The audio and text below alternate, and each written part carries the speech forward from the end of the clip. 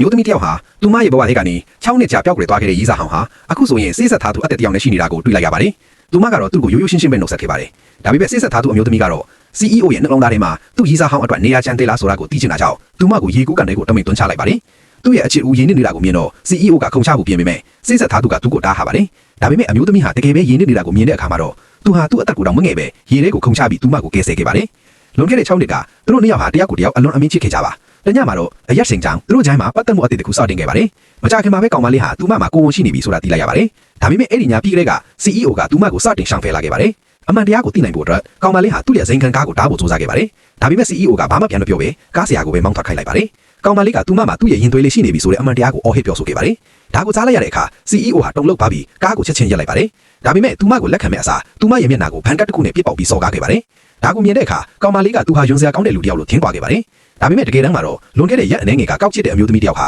ကောင်မလေးရဲ့အတန်ကိုတူးပဖို့အတန်တုပညာရှင်တစ်ယောက်ကိုငှားရမ်းပြီးသူ့စီဖုံးဆက်ခိုင်းခဲ့တာပါ။အဲ့ဒီဖုံးထဲမှာသူမဟာငွေမတ်လို့တာသူနဲ့တွဲတာထေချောင်းနဲ့ရွမ်9 တန်းပေးဖို့တောင်းဆိုခဲ့ပါတယ်။ CEO ဟာအဲ့ဒီအလိမ်ညာကိုယုံကြည်သွားပြီးသူ့ရဲ့ချစ်သူကိုငွေမတ်တဲ့မိန်းမတစ်ယောက်လိုထင်သွားခဲ့ကသူ့ဘဝထဲကထာဝရထွက်သွားဖို့အတွက်ရွမ်2 တန်းပေးခဲ့တာပါ။သူ့ရဲ့တန်တရားဟာပိုပြီးတော့တောင်ကြီးထွားလာခဲ့ပါတယ်။မှန်တဲ့ကနေတဆင်အမျိုးသားတစ်ယောက်ကကောင်မလေးကိုနှစ်သိပ်ပေးနေတာကိုသူမြင်လိုက်ရလို့ပါ။ဒီလိုနဲ့9နှစ်တိတိကျသွားခဲ့ပါတယ်။ကောင်မလေးရဲ့သမီးလေးဟာအခုဆိုရင်အသက်6နှစ်ရှိနေပါပြီ။ဒါပေမဲ့မွေးကလေးကနှလုံးအားနေတာကြောင့်အရေးပေါ်ခွဲစိတ်မှုလုပ်ဖို့လိုအပ်နေပါတယ်။ဖုံးထဲကငွေစည်းကိုကြည့်ရင်ကောင်မလေးဟာစိုးရိမ်လာပြီးသူမကိုအမြဲတမ်းချစ်နေခဲ့တဲ့အမျိုးသားစီကနေငွေတောင်းဖို့ဖိအားပေးခဲ့ရပါတယ်။ဒါပေမဲ့အဲ့ဒီအမျိုးသားကသူမကိုပါတီတစ်ခုစီကိုလိုက်ခဲ့ရမယ်ဆိုတဲ့အခြေအနေတစ်ခုကိုတောင်းဆိုခဲ့ပါတယ်။အဲ့ဒီပါတီမှာလူတိုင်းရဲ့ရှေ့မှာသူမကိုလက်ထပ်ခွင့်တောင်းခဲ့ပါတယ်။ကောင်မလေးကတော့ဝေခွေးမရဖြစ်နေပါတယ်။ဘာလို့လဲဆိုတော့သူမရဲ့နှလုံးသားထဲမှာ CEO တယောက်တည်းပဲရှိနေသေးလို့ပါ။အဲ့ဒီအချိန်မှာပဲ CEO ကပါတီကိုရောက်လာပါတယ်။ကောင်မလေးတဝန်တိုးစေဖို့အတွက်ဆေးဆက်ထားသူအမျိုးသမီးဟာဒီနေ့သူမဟာ CEO နဲ့ဆေးဆက်တော်မှာဖြစ်ကြောင်းတမင်သက်သက်ပြောပြပါတယ်။ဒါကိုကြားလိုက်ရတဲ့အခါကောင်မလေးဟာမျက်နှာကိုထင်းထားပြီးသူတို့ရဲ့အိမ်တော်ရဲ့အတွက်ကြိုတင်ကုန်ယူစကားပြောဆိုခဲ့ပါတယ်။အဲ့ဒါကတော့ဆေးဆက်ထားသူကသူမကိုရေကူးခံတဲ့ကိုတွန်းချပြီး CEO ကကယ်ဆယ်ခဲ့တဲ့မိကွယ်မှာအဲ့ဒီညမှာ CEO ကသူမကိုအိမ်လိုက်ဖို့တဲ့အခါ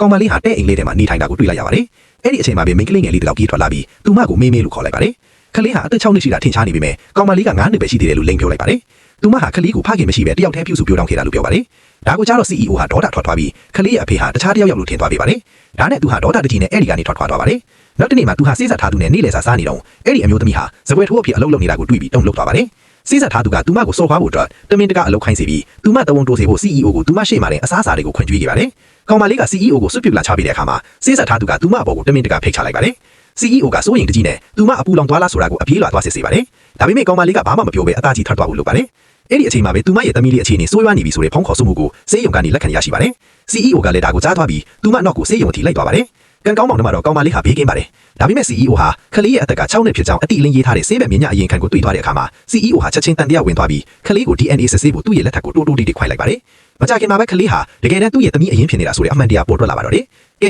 နောက်ထပ်ဘာတွေဆက်ဖြစ်မလဲ။သိချင်ရင်ဒါလေးကို like လုပ်ထားလိုက်ပါဦး